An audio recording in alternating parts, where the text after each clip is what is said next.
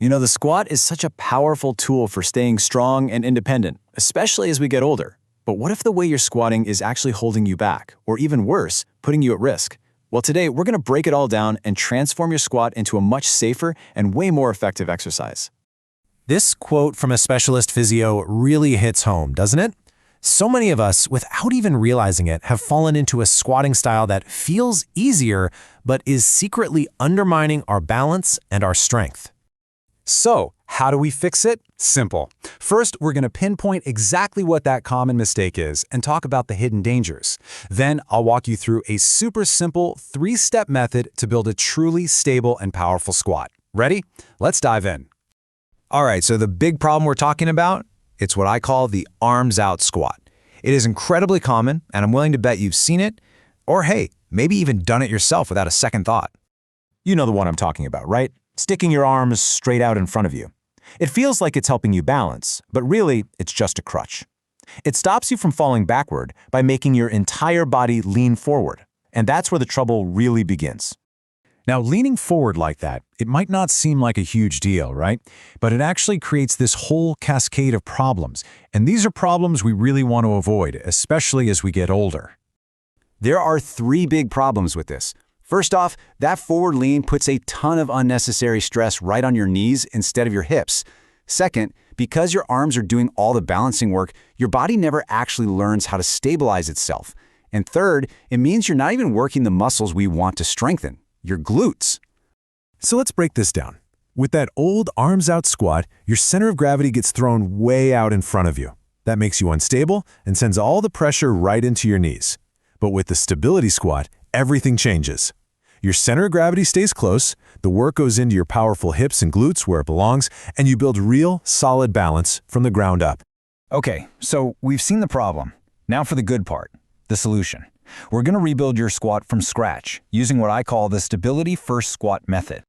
And look, this isn't just about fixing a little mistake. This is about learning a whole new technique that's designed to work with your body, not against it.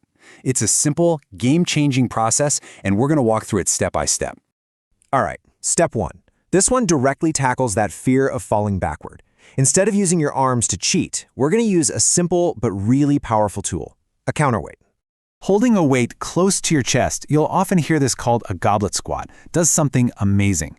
It gives you just enough forward balance to feel secure. But here's the best part. It also gives you a super easy way to get stronger over time. You're not just fixing the problem, you're setting yourself up for real progress. And it's so easy to do.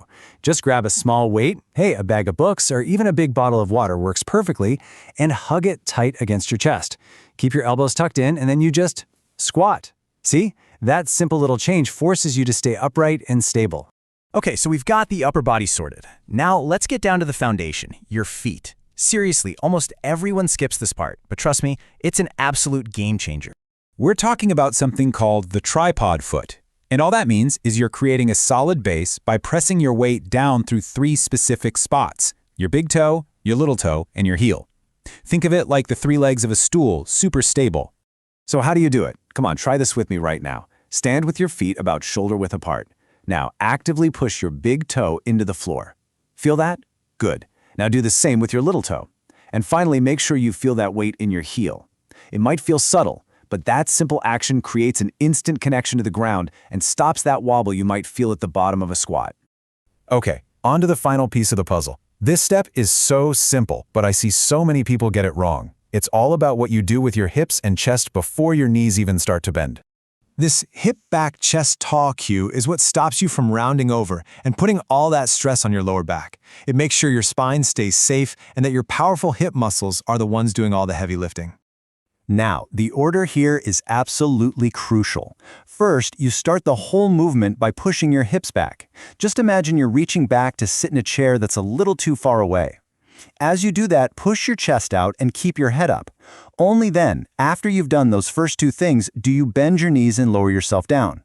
Let's say it again. Hips back, chest out, then bend the knees. It's transformative. All right, so when you take these 3 things, the counterweight, that solid tripod foot, and the right posture sequence, and you put them all together, well, that's where the magic really happens. All of a sudden, your squat is perfectly balanced. It protects your knees by shifting the work to your strong glutes. You're not faking it anymore. You're building real, true stability from the ground up. This is the foundation that's going to let you get stronger, safely, for years and years to come. You see, this was never just about doing a better exercise. It's about building the kind of strength that lets you live an active, independent life. So the real question is, now that you've got this stronger foundation, what are you going to build with it?